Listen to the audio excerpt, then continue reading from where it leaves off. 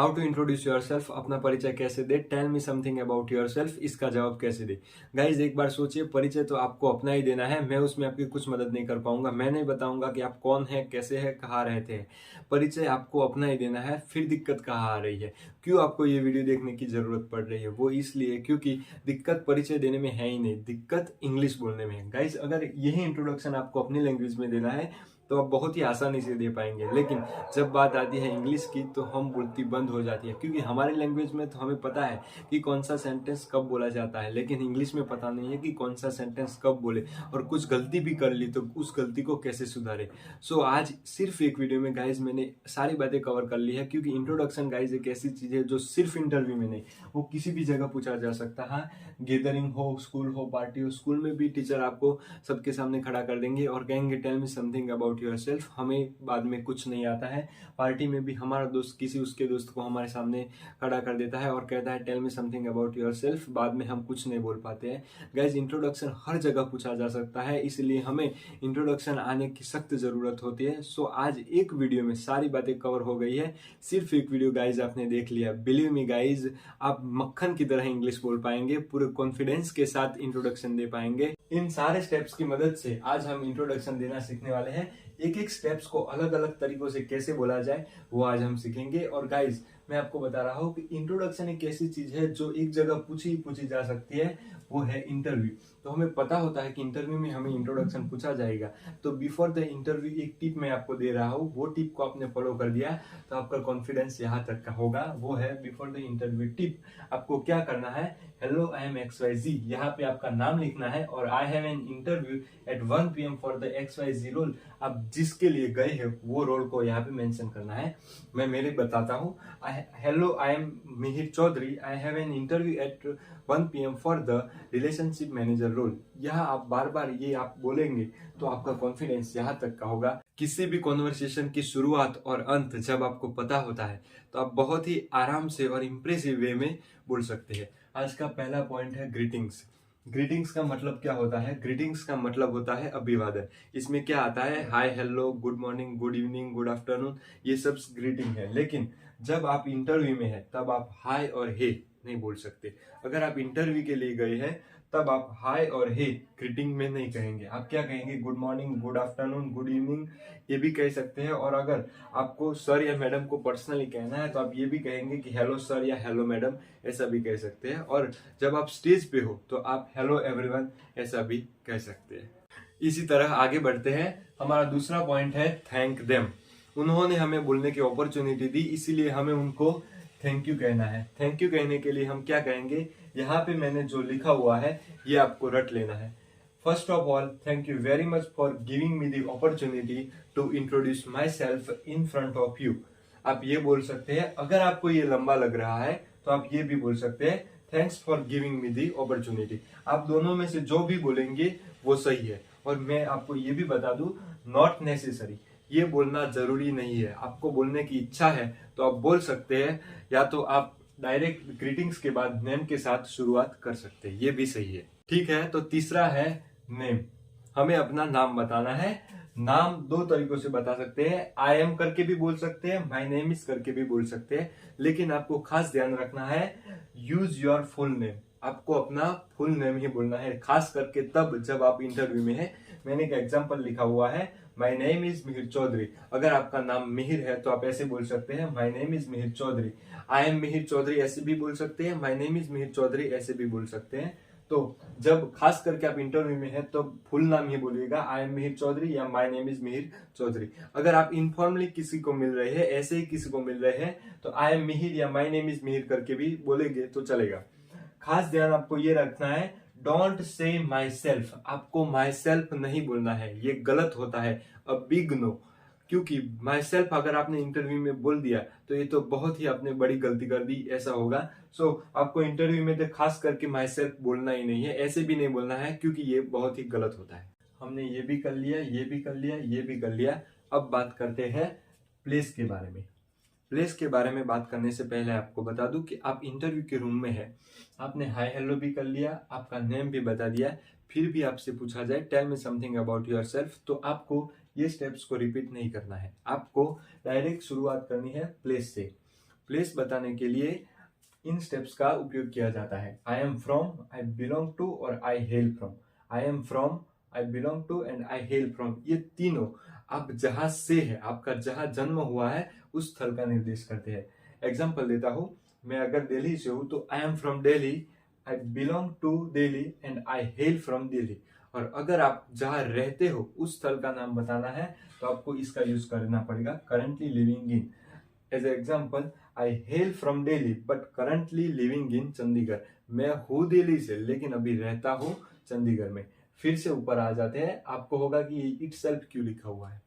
वो इसलिए कि आप दिल्ली से हो और इंटरव्यू भी दिल्ली में है, तो आप कहेंगे I am from Delhi itself, I belong to Delhi itself. मैं दिल्ली से ही हूँ और दिल्ली में ही इंटरव्यू है। तब अगर आप दिल्ली से है और इंटरव्यू किसी और जगह देने जा रहे हैं तो इट सेल्फ का यूज मत करना, ये गलत होता है। आगे बढ़ते हैं, योर जॉब।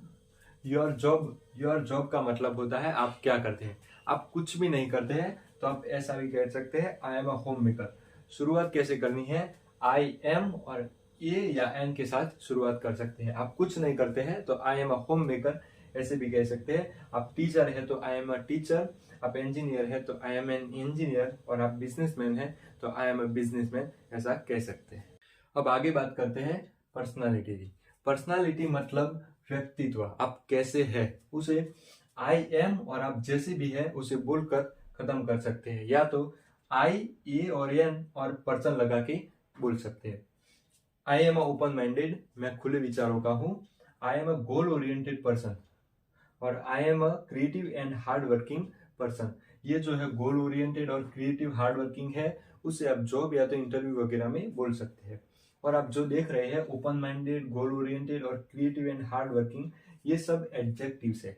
आप आई एम या तो आई ए और एन के बाद एडजेक्टिव लगा सकते हैं। आइए अब एक झलक देख लेते हैं। हमने 1 से लेके 6 तक के स्टेप्स को कवर किया है, तो आप एक झलक देख लीजिए, बिल्कुल मक्खन की तरह आप भी बोल पाएंगे। Hello, my name is Mihir Chaudhary. I am from Prayagraj. I am a teacher. I am an affable person. ये बात हुई अगर हम किसी से कैजुअली मिलते हैं तब की। अब बात करते हैं इंटरव्यू के बारे में। अगर हम इंटरव्यू में हमें बोलना है तो हमने 1 से लेके 6 तक के स्टेप्स क्लियर किए। आप देखना 1 से लेके 6 ही क्लियर किए, लेकिन फिर भी हम इतनी अच्छी तरह बोल पाएंगे, आप बहुत ही खुश हो जाएंगे। देखते हैं एक इंटरव्यू की झलक। Hello sir, thanks for giving me the opportunity to introduce myself. My name is Mihir Chaudhary.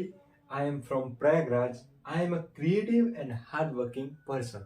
आपको इंटरव्यू में क्रिएटिव एंड हार्ड वर्किंग ये एडजेक्टिव को यूज करना है। वो इसलिए क्योंकि आपकी पर्सनालिटी उनको अलग लगेगी, उनको लगेगा ये हमारे काम का बंदा है, ये हमारा एसेट है, ऐसा लगे, इसलिए आपको उनको क्रिएटिव एंड हार्ड वर्किंग ऐसा आपको बोलना है। सो आप एक बार फिर से देख लीजिए। Hello sir, thanks for giving me the opportunity to introduce my self.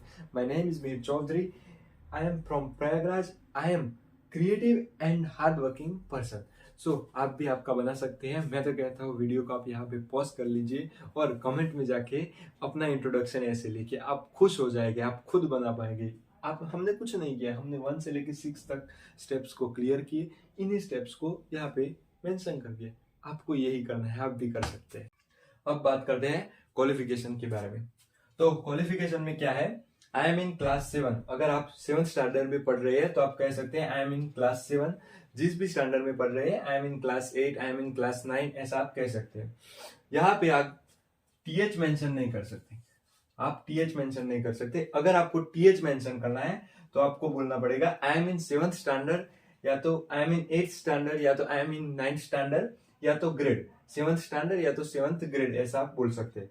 अगर आप कॉलेज कर रहे हैं तो I M in BA first year, BA second year, BA third year, जो भी है आप वहां पे आप मेंशन कर सकते हैं।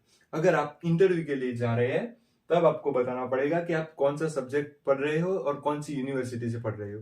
तब आप बोलेंगे I have a bachelors degree in, यहाँ पे आपको सब्जेक्ट मेंशन करना है, यहाँ पे आपको सब्जेक्ट बोलना है, और फ्रॉम यूनिवर्सिटी बोल देना है, यहाँ पे आपको यूनिवर्सिटी बोलना है। फिर से देखते हैं, I have a bachelors degree in, आपने जिस भी सब्जेक्ट से की हो, फ्रॉम यूनिवर्सिटी, आपने जो भी यूनिवर्सिटी से की हो वो आपको बोलना है। या तो आप मास्टर्स कर रहे हैं तो I have a masters degree in, यहाँ पे आपको सब्जेक्ट और फ्रॉम यूनिवर्सिटी लिखना है। एक एग्जांपल देखते हैं। I have a masters degree in English language from Delhi university.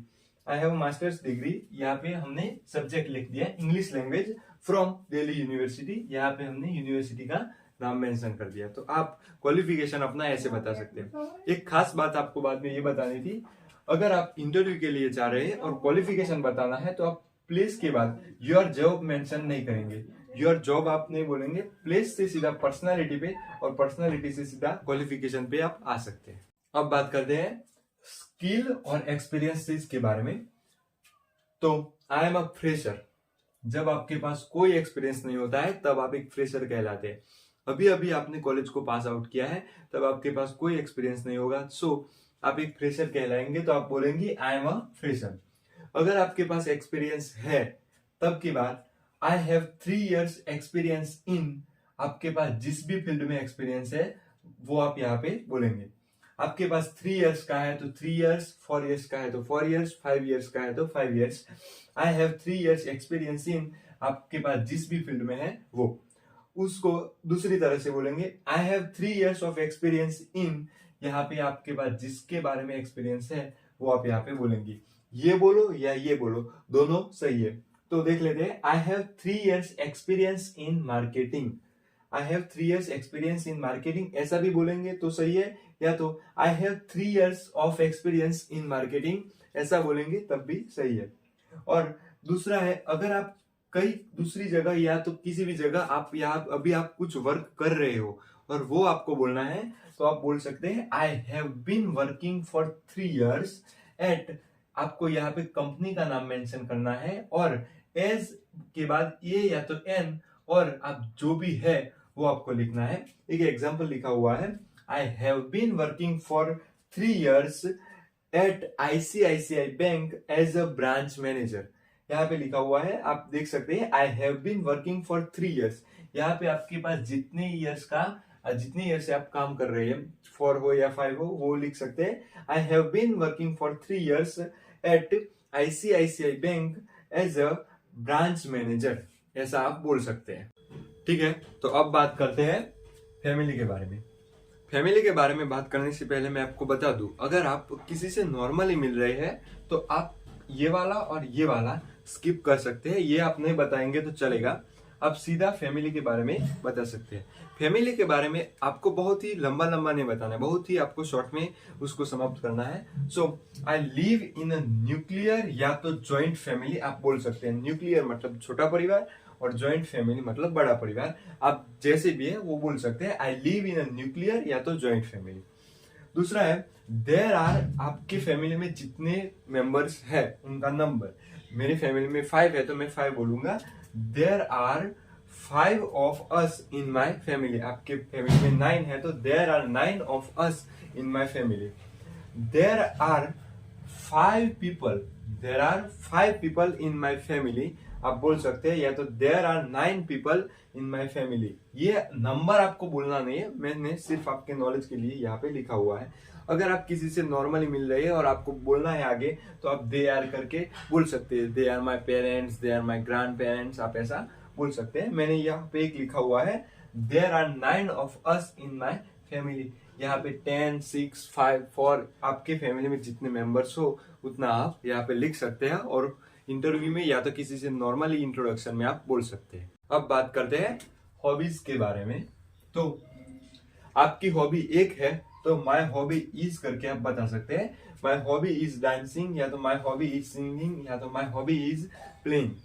लेकिन आपकी हॉबी एक से ज्यादा है तो आपको माई हॉबीज आर ऐसा करके बोलना पड़ेगा। और अगर माई हॉबीज आर आपने ऐसा बोला तो आपको एंड करके आपको जोड़ना है आपकी जो हॉबी है वो।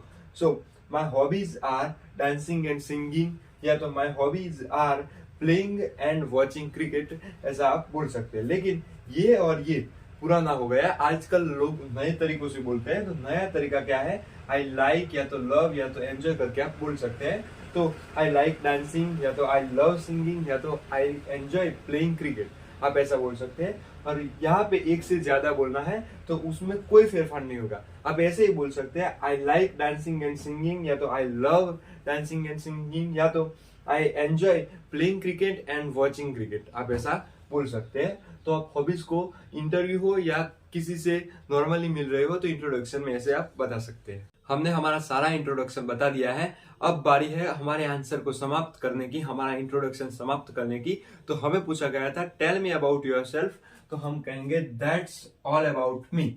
हमें पूछा गया था टेल मी अबाउट योरसेल्फ, तो दैट्स ऑल अबाउट मी ऐसा कह के हम हमारा आंसर को समाप्त करेंगे। That's all about me, thank you, या तो थैंक यू वेरी मच आप कह सकते हैं।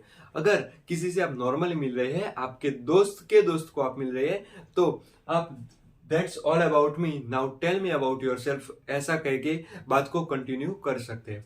सो अगर आप किसी से नॉर्मली मिल रहे हैं तो ये और ये आप स्किप करेंगे, मैंने पहले भी बता दिया। और आप इंटरव्यू में है और आपको ये और ये बोलना है तो आप ये स्किप करेंगे और अपनी बात को आगे बढ़ाएंगे। आई होप कि आपको ये बहुत ही आसान लगा होगा। हमने जो जो सीखा उसके बारे में मैंने एक झलक तैयार किया है, तो हम उसे देख लेते हैं। Hello, my name is Mihir Chaudhary. I am from Prayagraj.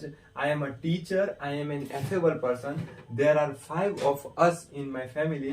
I love reading and talking. That's all about me. Thank you. आप भी अपना इंट्रोडक्शन ऐसे तैयार कीजिए और आप कमेंट में लिख लीजिए।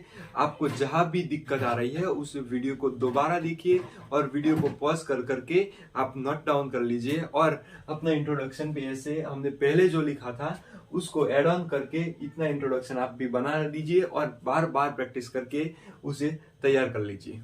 अब फॉर्मल इंटरव्यू की एक झलक देख लेते हैं। Hello sir, thanks for giving me the opportunity to introduce myself. My name is Mihir Chaudhary. I am from Prayagraj. I am a creative and hardworking person.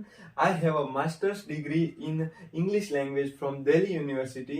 I have 3 years experience in marketing. There are 5 people in my family. I love reading. That's all about me. Thank you. I hope कि आपको ये video पसंद आया होगा। Guys video को like कर देना और शेयर तो बहुत करना क्योंकि दूसरे बच्चों को भी मदद मिले।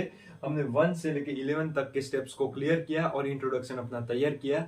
ऑल ओवर मैं आपको ये बताना चाहता हूँ कि हमें इंटरव्यू देना है, बहुत बड़ा पहाड़ नहीं तोड़ना है। बहुत आसानी से आप इंटरव्यू में इंट्रोडक्शन दे सकते हैं।